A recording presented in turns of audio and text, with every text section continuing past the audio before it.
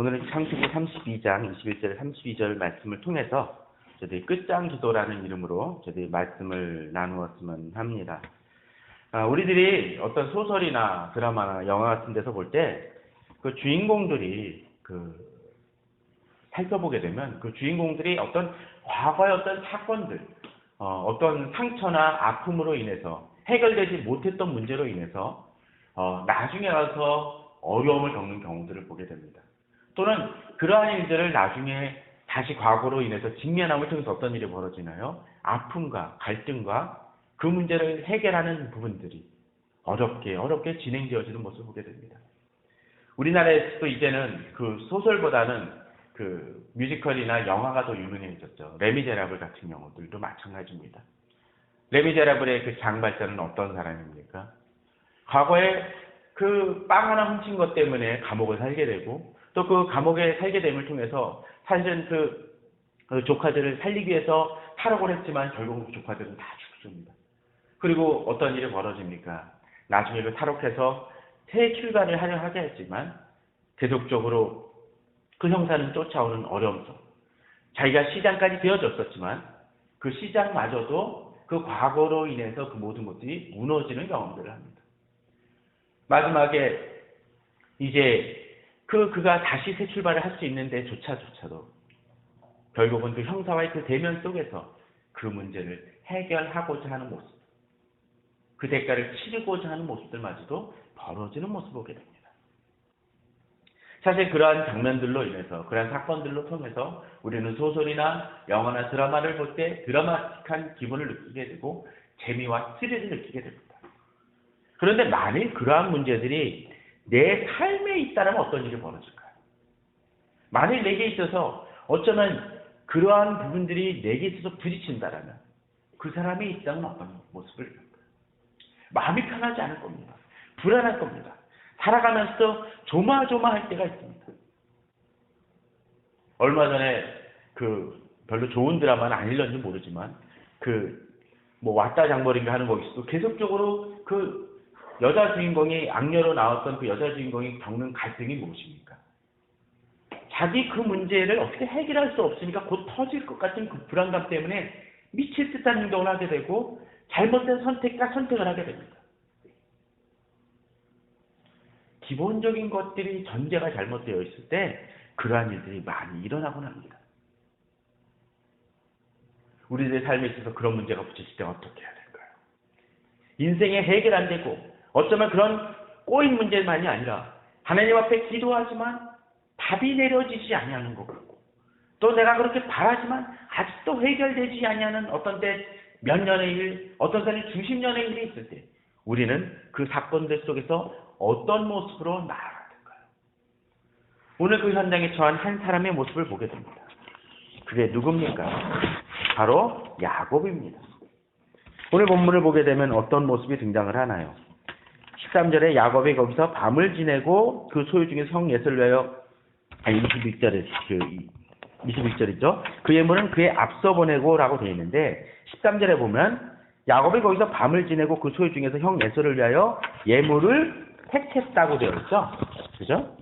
그런데 어떤 모습입니까? 보면 암염소가 200이요, 순염소가 20이요, 암양이 200이요, 순양이 20이요, 보게 되면 엄청난 양입니다. 근데 그것을 세 떼로 나눠서 보내는 장면이 벌어집니다. 한 떼, 두 떼, 세 떼 하고 보내는 모습이 보여지죠. 그러고선 어떤 일이 벌어지나요? 이제 그 예물을 앞서 보내고 그 무리 가운데서 밤을 지내다가 이제 밤에 일어나서 또 자기 가족들을 떠나보내는 모습이 보여집니다. 그리고 이제 씨름하는 장면이 등장을 하게 되죠. 왜 이런 일을 행하고 있습니까? 사실 야곱에게 있어서는 이러한 아까 얘기했던 서문에서 이야기했던 서두에서 이야기했던 그런 어떤 주인공들처럼 과거에 끊어내버리지 못하고 해결하지 못했던 문제들이 있으면 좋겠습니다. 그것도 20여 년이 지난 일입니다. 어떤 일입니까? 에서와의 문제였었죠. 에서와 어떤 문제가 직면을 했나요? 우리 창세기 27장을 잠깐 볼까요?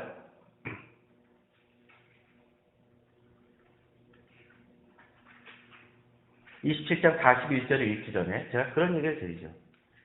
여기서 어떤 일이 벌어집니까?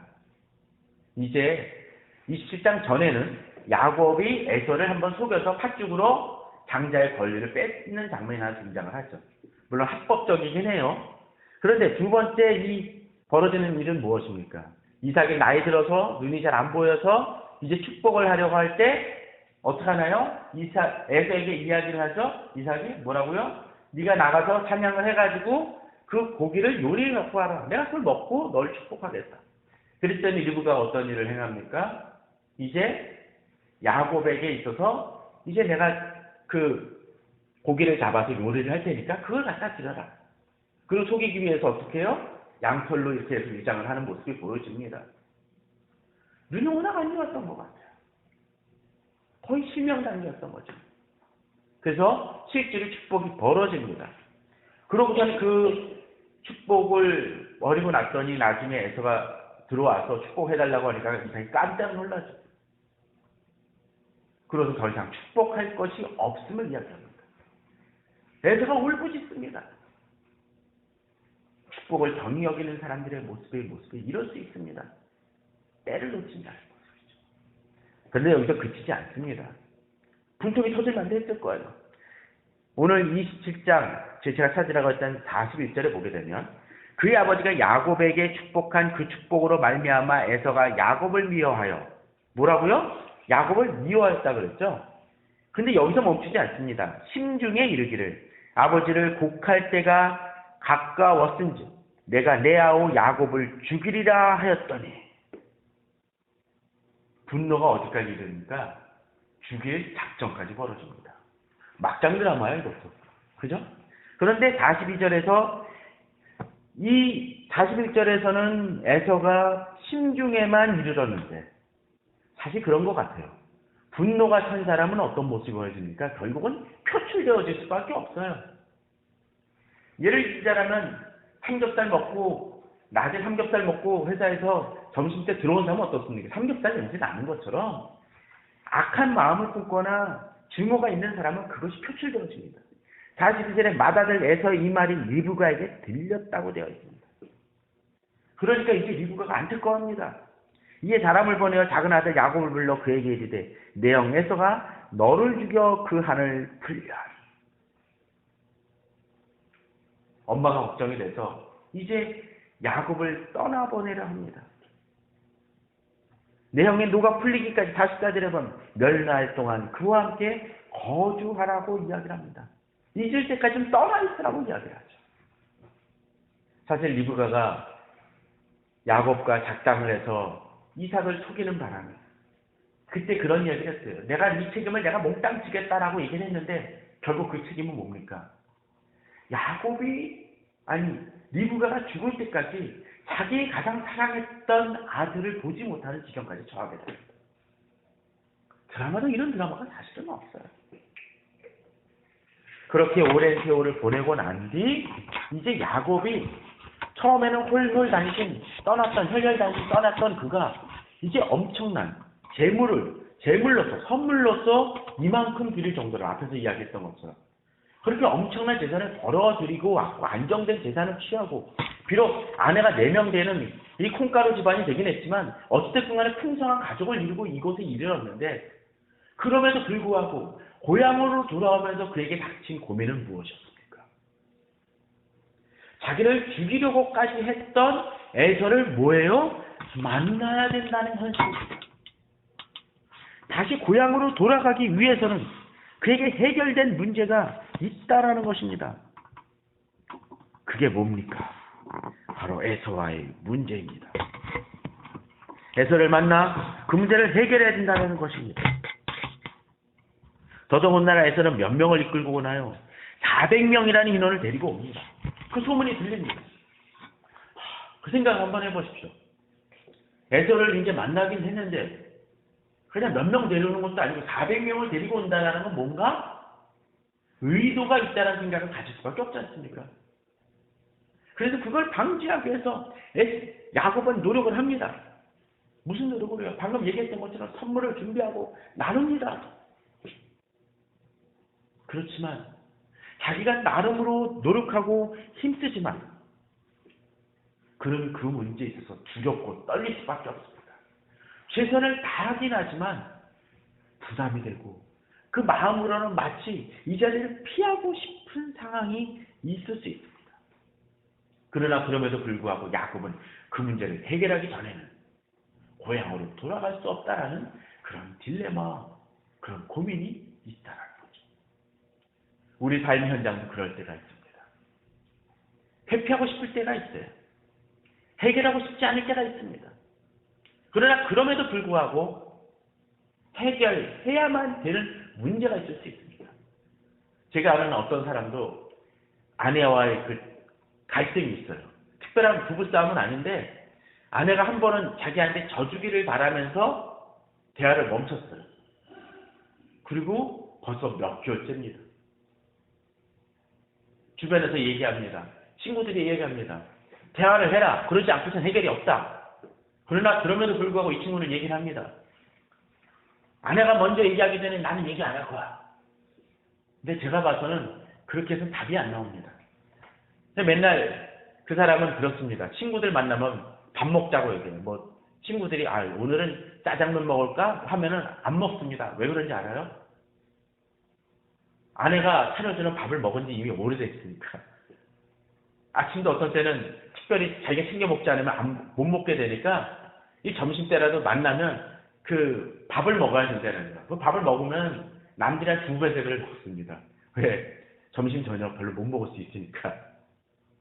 물론 자기가 챙겨 먹으면 먹을 수 있겠지만 그렇더라는 거예요. 왜 그렇게 삽니까? 직면해야 되는 문제는 직면해야 됩니다. 그런데 주변에서 보면 그런 사람들이 의외로 많습니다. 가정과의 문제입니까? 자녀와의 문제에서 그런 사람들이 있습니다. 형제 자매 간의 문제 속에서 그런 경우가 있습니다. 직장 상사와 그런 문제가 있습니다. 그런 경우 있죠. 직장에 아주 미운 소리 박힌 상사나 대리금 말 안 섞어요. 커피 한 잔 안 하려고 합니다. 업무적인 외에 얘기 조금 할 뿐 얘기 안 합니다. 그건 답이 아닙니다. 죄송한 얘기지만 교회도 그럴 때가 있습니다. 집사와 집사끼리, 권사와 집사끼리, 장로와 목사끼리. 그건 아닙니다. 해결해야 될 문제는 직면해야 됩니다. 피한다고 해결될 문제가 아니라는 것이죠. 야곱은 지금 20년 만에 그것을 준비하면서 이제 고민하며 그것을 최대한 직면을 하고 노력을 하고 이제 그 밤을 보내고 있습니다. 예물을 떠나보내고 이것이 조금이나마 그 마음을 누그러뜨리게 해요. 특별히 그때나 나눠가지고 첫해 보내게 되면 이거는 야곱이 에서에게 보내는 선물입니다. 두 번째 사람도 그러라고 그러고 세 번째 사람도 그러라고 그러고 그럼 조금이나마 늦춰줄 거예요. 나름으로 열심히 노력을 한 거죠. 그러나 그런 문제들 속에서 우리가 한 가지 딜레마가 있습니다. 뭡니까? 내가 노력하지만 답이 어떻게 나올지는 알 수 없다라는 것이죠. 그럴 때 우리가 해야 될 것은 무엇일까요? 그럴 때 우리가 어떻게 이 문제를 더 노력해야 될까요? 더 이상 할 게 없을 때 어떻게 해야 될까요? 오해하지 마십시오. 노력할 부분을 하고 이 부분에 대해서 어떻게 해야 될지 이제 더 이상 답이 안 나올 때가 있습니다. 노력하지도 않고 정말 자연스럽게 해결될 거니 생각하는 사람이 있다면 그건 문제고 노력했음에도 불구하고 고민될 때 우리는 그 다음은 어떻게 해야 될까요? 오늘 본문이 바로 그것입니다. 자, 이렇게 하다가 이제 야곱이 어떤 일을 보냅니까? 그 예물은 그에 앞서 보내고 그는 무리 가운데서 밤을 지내다가 22절에 보면 어떻게 되나요? 밤에 일어납니다. 그럴 것 같아요. 잠을 못 이루는 것이죠. 잠을 자긴 하지만 숙면을 취할 수가 없죠. 그리고 어떤 일을 행합니까? 두 아내와 두 여종과 11 아들을 인도하여 약속 나루를 건너게 합니다. 그리고 그의 모든 소유도 건너게 하죠. 이걸 보면 어떤 면에서는 좀 무책임해 보이는 면이 있긴 하지만 왜냐하면 자기 혼자 안 건너고 이게 남고 모든 가족을 떠나보내는 거예요. 사실은. 그런데 이 야곱은 그것이 아닙니다. 사실은. 이제 자기가 할 모든 최선을 다하고 이제 자기 혼자 이 문제를 직면하고 고민하기 위해서 기도하기 위한 씨름. 뒤에 나오는 그 씨름이라는 것이 사실은 기도의 모습이에요. 우리가 어떤 때 내가 최선을 다했어도 이제 나의 최선을 넘어서 하나님 앞에 단독자로 나아갈 때가 있습니다. 오늘 본문은 바로 그것을 얘기합니다. 밤중을 이루고 내일 아침 그 일을 직면해야 될 상황이지만 그 이전에 하나님 앞에 더 나아가야 됨을 이 야곱은 이제 결단하고 있다는 것입니다. 노력한 것만으로는 안 된다는 것입니다. 하나님 우리를 그렇게 부르실 때가 있습니다. 기도할 때 기도하게 만들 때가 있습니다. 더 이상 결단하도록 하나님 앞에 더욱더 나아가도록 이끌 때가 있습니다. 마치 야곱이 밤중에 일어났던 것처럼 우리도 그렇게 기도해야 될 때가 있습니다. 그런 경험을 해보신 적 있습니까? 물론 문제는 그것조차 깨닫지 못한다면 문제죠. 그러나 영적으로 깨어있는 사람들은 그 부분을 경험을 합니다. 밤중에 물론 항상 그런 건 아니지만 어떤 때 하나님께서 깨우시면 그때 일어나 기도하십시오. 하나님이 기도하도록 부르실 때 기도하십시오. 저도 그럴 때가 가끔 있습니다. 하나님 깨우실 때가 있어요. 특별히 깨우실 때가 있습니다. 그때 뭐 해야 됩니까? 기도해야 된다는 거예요. 근데 그 기도할 때를 놓치면 정말로 내 힘으로 그러한 모든 일들을 감당하고자 하는 어리석음으로 가게 됩니다. 기도해야 됩니다. 주님 앞에 기도해야 됩니다. 물론 여기서 기도하는 것처럼 그냥 주님 앞에 열심으로 나아가야 됩니다. 잠시 기도하는 것이 아니라는 것이죠. 마치 새벽녘에 일을 낼 때까지 마치 이 사람이 24절에 보면 야곱은 홀로 남았더니 어떤 사람이 날이 새도록 야곱과 씨름하다가 날이 새는 기도를 얘기를 하고 있잖아요. 사실 한국 교회는 뭐 기도회다, 뭐 옛날에 철야 기도회다라는 그런 모습들이 많이 있었어요. 그죠? 그랬는데 지금은 어떻습니까? 기도회 가면은 그 시간이 점점 땡겨져요, 앞으로. 그죠? 그리고 그 기도 시간도 제가 봐서는 상당수가 찬양하다 끝나요. 찬양만이니까 말씀 듣다. 실제로 기도하는 시간은 뭐 3, 40분도 채 안 되는 경우들을 보게 됩니다. 기도가 다시 회복돼야 될 때입니다. 저는 좀 나중에 그런 기도를 한번 가져보고 싶어요.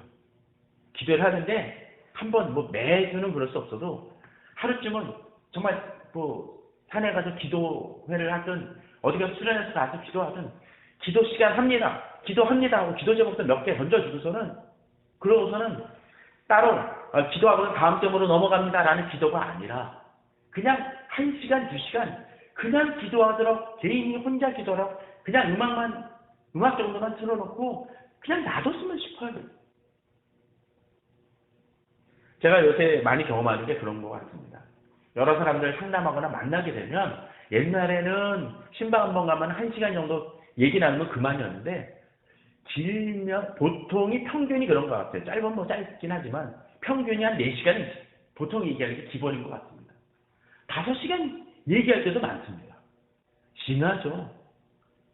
그런데 사람하고도 어떤 때 심각한 문제를 놓고 그렇게 얘기한다면 하나님 앞에서 그렇게 기도하는 것은 얼마나 당연한 거 아닙니까?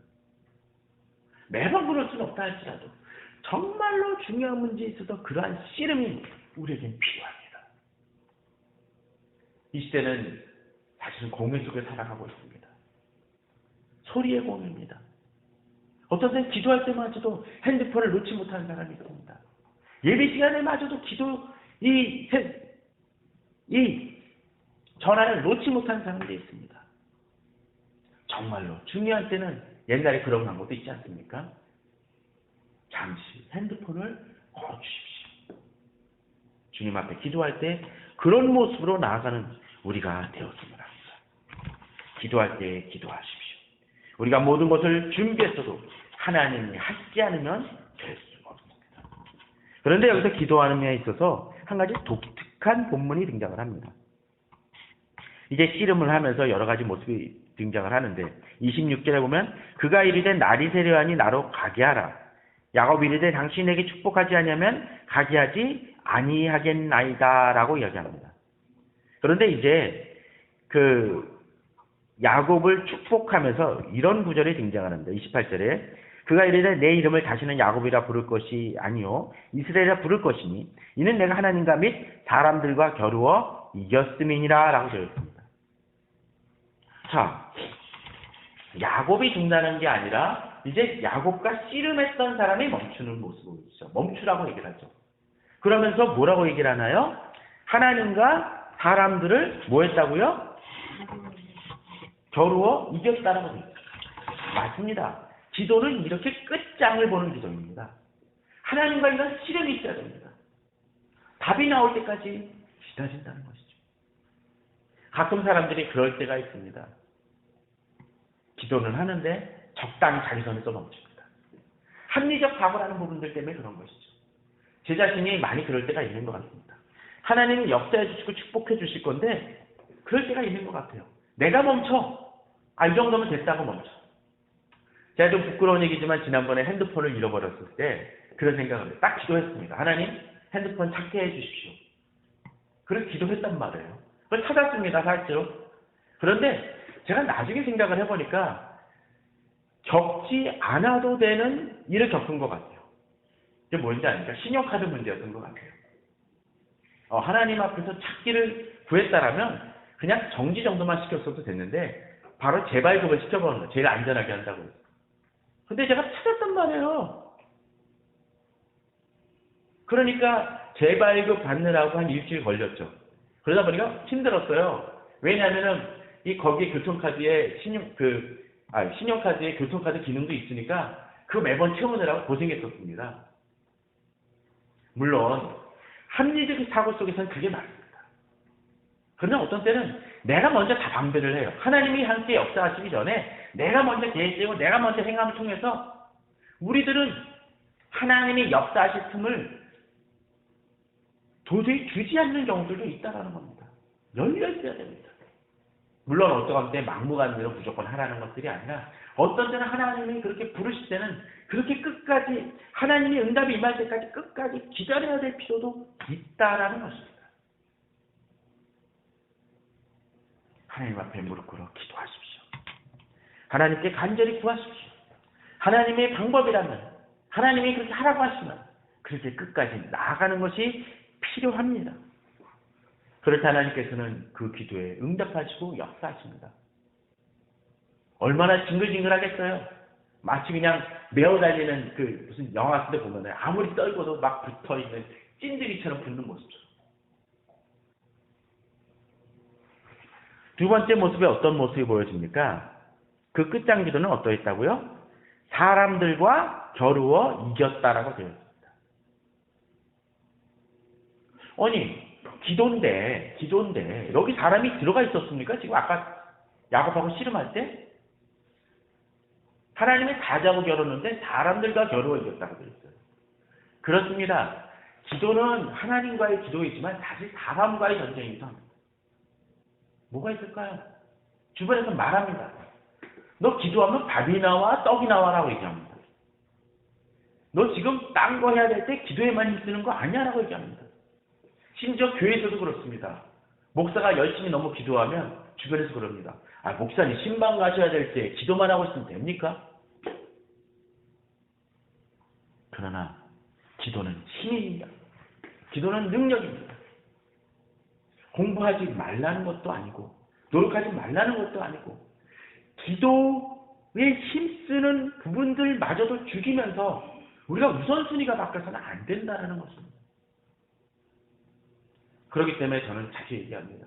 어떤 때 여러 가지 문제로 고민하고 또 다른 사람을 비판하는 사람들에게 종종 질문합니다. 개혁을 부르짖는 사람에게도 이야기합니다. 개혁을 말하지 말라는 것이 아니라 기도하지 않는다면 어쩌면 내가 말하는 것조차도 멈춰야 될지 모릅니다.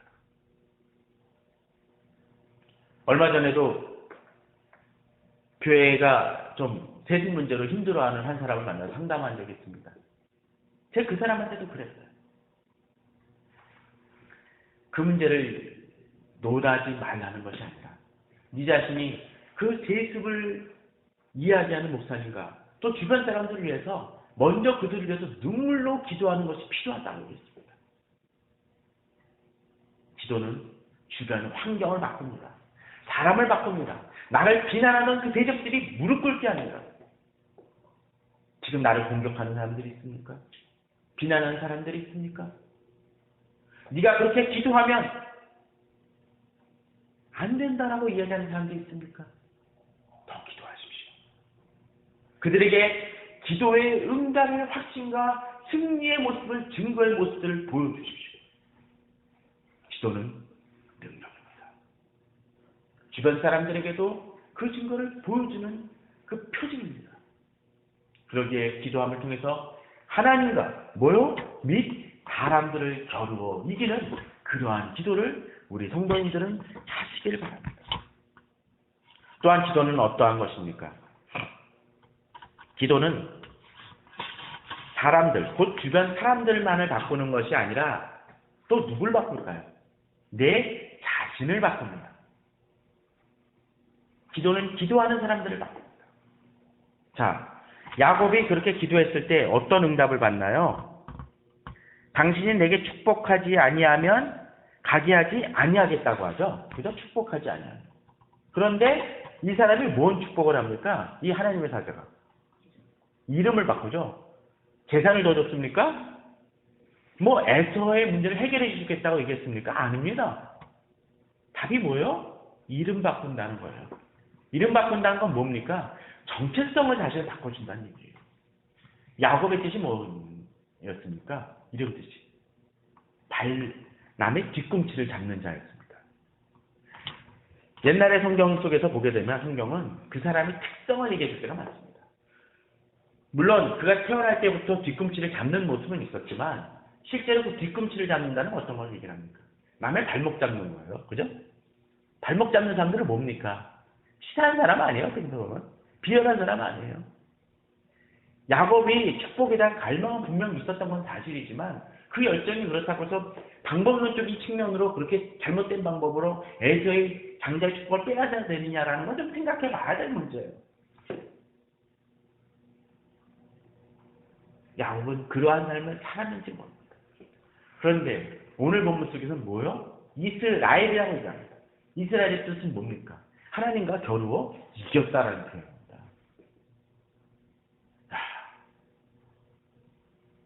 예전에는 남의 발목과 남의 젖을 잡는 사람이, 속이는 사람이, 이제는 어떻게 해요? 속이는 것이 아니라 하나님과 당당히 싸워 이긴 사람이라는 것입니다. 이게 물론 하나님의 힘이 없다는 의미가 아니죠. 그만큼 열정적으로 예전에는 사람의 발목을 잡던 사람이 이제는 하나님을 붙잡고 씨름하는 자가 됐다는 것입니다. 바뀌어야 됩니다. 세상을 추구하는 사람은 세상과 씨름합니다. 그러나 하나님을 바라보는 사람은 하나님과 씨름하는 사람입니다. 제가 지난주에 금요일에 한 친구를 만났습니다. 이 친구는 대학교 때 신앙을 갖고 있지 않았던 사람입니다. 옷차림은 말쑥하게 생긴 여학생이었을지 모르지만 말은 거칠었습니다.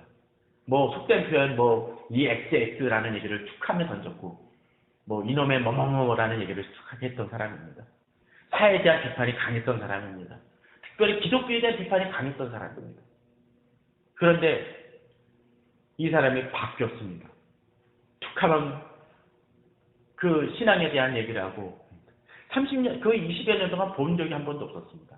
그러다가 우연히 인터넷을 통해서 알게 되고서는 통화를 한두 번 했습니다. 그래서 만나게 됐습니다. 자기가 그러더라고요.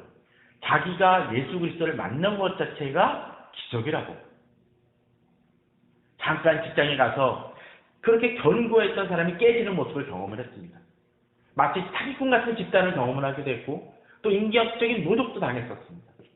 그러다가 우연히 두 번째 갔던 그 직장에서 자기랑 교회를 한번 가보자.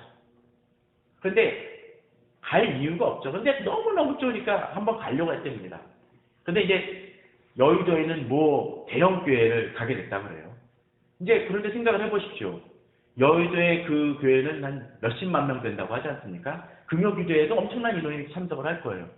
그런데 웃겼던 거는 이 자기를 오라고 했던 사람한테 간다는 얘기도 안 하고 그냥 갔대요. 근데 기도회 중이니까 나올 이유가 없었던 거예요. 자기가 그런 적이 없는데 이 사람은 또 그냥 교회가 아무리 커도 그냥 가면은 만나겠거지, 그 교회 가면 만날 수 있겠거지 했는데 딱 됐더니 엄청나게 큰 교회 모습을 보면서 이거 사람 어떻게 찾지 했대요. 그런데 그 사람이 서러우더래요. 그날따라 기도하다가 머리가 너무 아파가지고 약 사러 나갔다는 거예요. 자기는 그런 일이 없었대요. 그리고 만났습니다.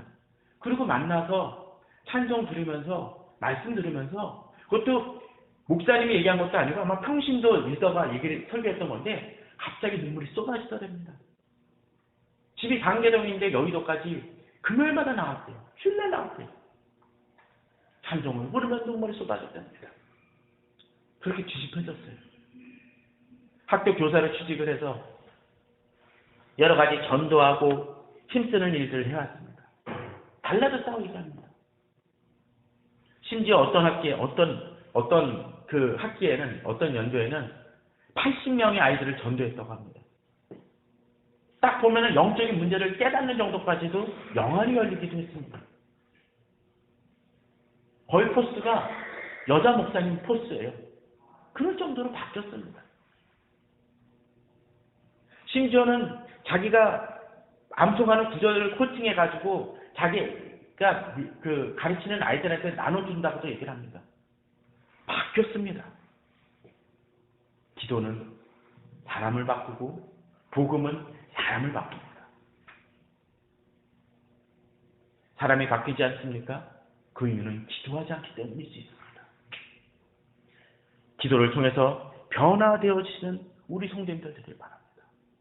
그런데 오늘 본문을 보게 되면 이 야곱은 기도하면서 또 이 과정을 통해서 아니 이렇게 열심으로 기도했는데 축복을 받았다고 하는데 오히려 이 사람은 한 가지 어려움을 겪습니다. 그게 뭐였습니까? 뭐였죠? 본문을 보게 되면 이제 그의 관절을 하나님께서 이 사람이 치는 장면이 등장을 하죠. 그죠? 허벅지 관절을 치어서 그때부터 어긋나서 그때부터 절었다라고 되어 있습니다.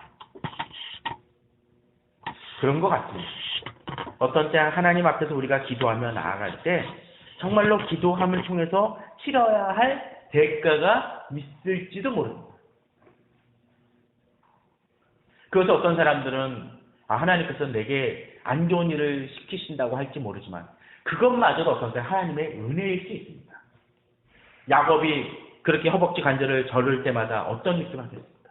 자기가 하나님 앞에서 씨름했던 그것을 상기하며 자기를 돌아봅니다. 아까 얘기했던 그 친구는 사실은 예수 그리스도를 믿고 그리고 결혼하고서는 어떤 일을 겪었냐면 아미가짐을 했습니다. 그래서 수술을 하기를 10번을 했대요. 조금만 더 열심히 하면 뭔가 더 나아질 수 있을 때 10번을 하고 심지어는 이제는 이 마취 수술을 해야 되는데 이런 데 정맥을 찾을 수 없어가지고 한 군데 구멍을 뚫어서 수술할 정도로 앞번째 그렇게 하니까 10번째는 이거 정말 해야 되냐 말해야 되냐 고민이 될 정도로 피하고 싶을 정도로 어려움도 겪었다. 그럼에도 불구하고 감사하다고 이야기합니다. 그것을 통해서 자기 연약함, 너무나 견고했던 그 자신이 연약해지고 하나님을 바라보는 그 훈련으로 나아갈 수 있도록 도왔기 때문입니다. 사실 그것으로 인해서 제가 그런 얘기를 했습니다. 집안이 온통 불교 집안이에요. 그러니까 너 어머니한테 그런 얘기 안 들었냐? 저기 예수 믿어서 그렇게 됐다라는 얘기 안 듣냐? 그랬더니 듣는데요. 그러나 그럼에도 불구하고 그에게 있어서는 믿음의 표징입니다.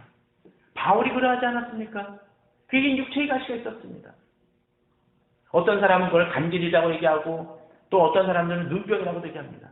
간질이든 눈병이든 설교하다가 많이 그렇게 뒤집혀진다면 얼마나 그것이 사람들에게 있어서 별로 좋지 못한 풍경이었겠습니까?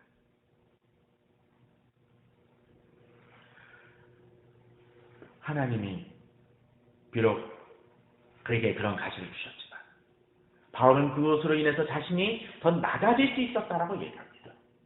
더 겸손해질 수 있었다고 합니다. 만약 그것이 없었다면 어쩌면 그 사람들은 하나님과 겨루어 씨름하는 것이 아니라 사람과 겨루어 씨름하는 사람으로 전락했을지 모릅니다. 그걸 통해서 하나님과 씨름해야 된다는 것을 경험합니다. 하나님의 도우심이 없이는 자기가 설 수 없는 존재라는 것을 깨닫게 됩니다. 지금 우리에게 있을 수 어떤 때 그렇게 풀리지 않는 문제가 있을 수 있습니다. 에서의 문제는 하나님께서 응답해 주시지만 하나님 앞에서 더 겸손하도록 붙드시며 해결하지 아니하고 우리를 붙드시는 문제가 있을 수도 있습니다. 그러나 그런 것에 대해서 두려워하지 마십시오. 오히려 그것이 하나님 앞에서 내가 더 씨름하도록 만든 것일 수 있습니다. 가끔 기도하는 사람들 중에서 기도 무릎 관절에 걸렸다는 분들도 있습니다. 그럼에도 불구하고 무릎을 꿇으며 기도하는 사람들을 봅니다. 사실 기도하다 보면 체질이 바뀝니다. 왜 그럴까요? 새벽에 깨니까 잠이 멍하고 그렇습니다. 그러면 그래요. 사람들이 많이 그런 얘기를 합니다. 저는 새벽 기도 체질이 아니에요. 그러나 어쩌면 하나님께서 그 체질을 바꾸시는 과정일지도 모릅니다. 그걸 나는 안 맞습니다라고 하지 않습니다. 기도함을 통해서 대가를 치러야 된다면 치르십시오. 시간이 부족하다면 그 부족한 부분마저도 치르십시오. 다른 것을 더 해야 될 때 그 시간이 부족하더라도 그것을 감내하는 그 믿음으로 나아가십시오. 하나님께서는 그 사람에게 축복하시고 은혜를 내려주십니다. 결국 야곱은 그 다음날 에서를 만나게 됩니다. 어떤 일이 벌어지나요? 에서 재판 붙나요? 아닙니다. 400명을 데리고 와서 곧 자기들을 해칠 것이라고 생각했던 에서가 오히려 그를 껴안고 부둥키며 웁니다. 심지어 그 예물마저도 결국 받긴 했지만 계속적으로 거절하는 모습을 보여줍니다. 그가 두려워했던 실체였을지 모르지만 오히려 그 실체를 경험하고 났더니 오히려 그 실체는 아무것도 아닌 문제였음을 보여주시겠다는 것이죠. 성도님들에게 지금 두려워하는 문제가 있습니까?